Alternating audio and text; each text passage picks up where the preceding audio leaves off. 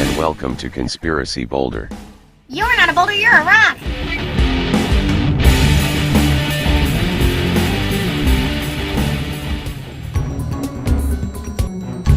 Welcome to a special edition of Conspiracy Boulder News. Recently, U.S. President Barack Obama delivered a very moving speech commemorating the Selma Civil Rights March. In it he said, quote, "So much of our turbulent history, the stain of slavery, and anguish of civil war, the yoke of segregation, and tyranny of Jim Crow." End quote. Later the U.S. President said, quote, "We just need to open our eyes, and ears, and hearts, to know that this nation's racial history still casts its long shadow upon us." End quote. Finally, Mr. Obama ended by quoting the Old Testament Bible verse. Isaiah chapter 40. Verse 31. "Those who hope in the Lord will renew their strength. They will soar on wings like eagles. They will run and not grow weary. They will walk and not be faint." President Obama brought up many formidable and important points. Sensing that Mr. Obama was implying that troubles related to racial history have a far longer and older shadow, Conspiracy Boulder News decided to investigate further. Taking our lead from President Obama's Old Testament quote, we turned to that highly revered and respected source. We looked at what one of the oldest books in the world, the Torah, which covers the first 5 books of the Old Testament Bible, says about race and slavery. Before I present our findings, here is our disclaimer. The views and opinions expressed in the Old Testament of the Bible, or the Torah, do not necessarily reflect the views and opinions of Conspiracy Boulder News, its reporters, writers, editors, producers, camera operators, grip boys, stunt doubles, makeup artists, set designers, maintenance staff, and anyone else in close proximity or far away. With that being said, here is a little bit of what the Torah, the Old Testament Bible, says about slavery.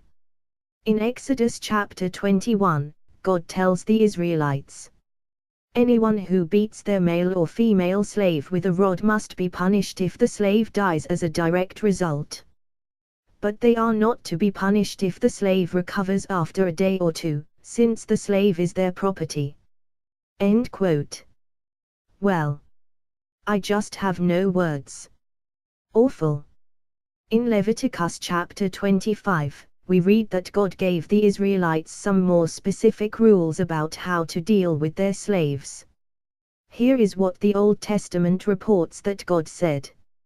"You may purchase male or female slaves from among the foreigners who live among you.